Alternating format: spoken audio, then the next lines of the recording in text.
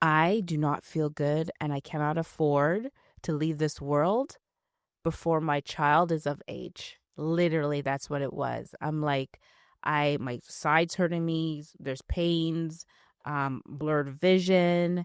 It was just me exhausted and tired, and and burnout manifests Mm. physically.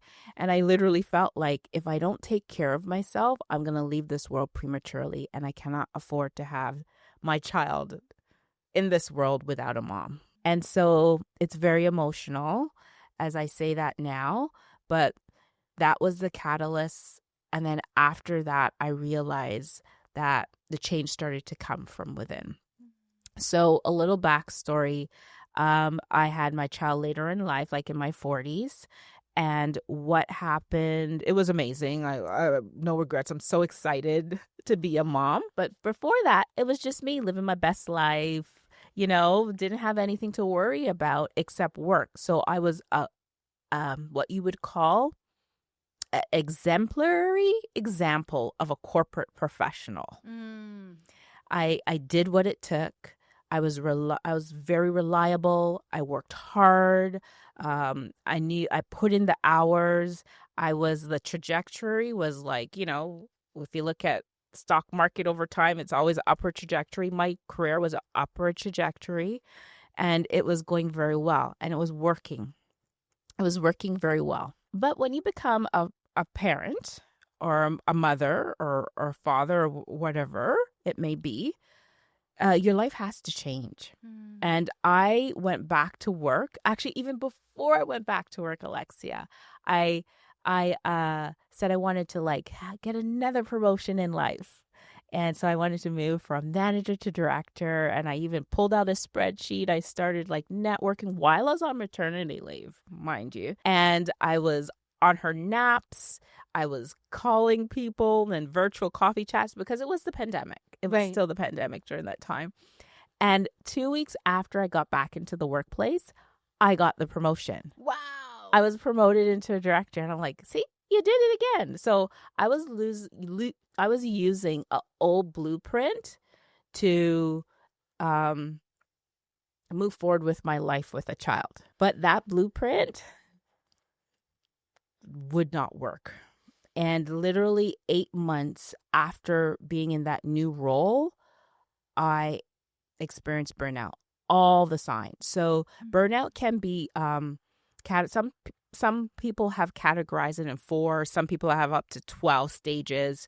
But if just for simplicity, let's look at it in 4 stages. Okay. There is the super person, whether Mm. you want a super woman, superman, super person. Mm. And that at that first stage is when you're proving and you're just proving and you are working harder and harder and you're doing what it takes. Mm. And you're always looking for validation externally to let you know that you're doing it right. The second stage is after you prove, work hard, you go into stress. Like you can only do this for so long.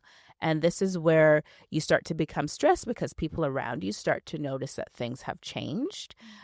So you start to maybe blame the situation or the circumstance, or you start to behavioral changes. You will, and like from a stress perspective, you might just start to withdraw a bit. Like, I'm not interested, I'm not doing this event anymore, and so forth. Mm. And then once you move from the stress stage, stage 3 is when you get exhausted. So this is when potentially there's numbness happening. You feel isolated. This is when you realize that, okay, I'm this is not kind of working for me, but you're still sort of in a denial stage. Mm. And then the 4th stage is actually burnout. This is when it manifests physically in some cases. And this is when you have to make a change, else you will either fall over from exhaustion, mental exhaustion. There's just so much that's happening. And so if my scenario, I was like, if I was at burnout 100%, I just remember where I would get up in my living room like something's not right. And I would be like, I'm not feeling right. I kind of feel like I'm going crazy. Like, what's going on in my mind? So there was just a lot of things. So that was the backstory to got me to the point where I'm like, I cannot afford not to be here for my daughter. So if anyone is experiencing that, do not ignore the signs.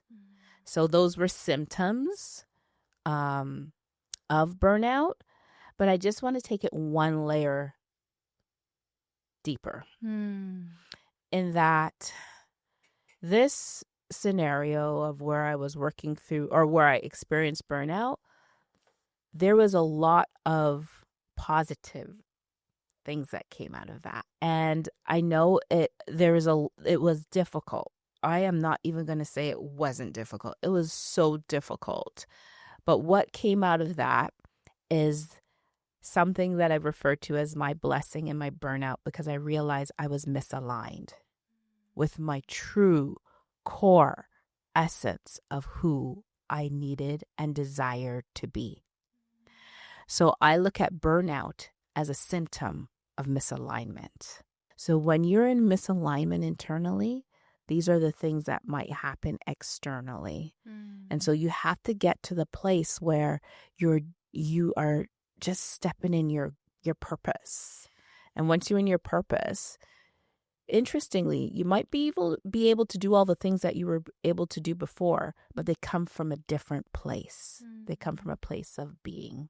Wow. That's a little bit of the backstory, but I encourage anyone that's hearing this or think they're going through this, let's not ignore and really consider where you might be misaligned internally.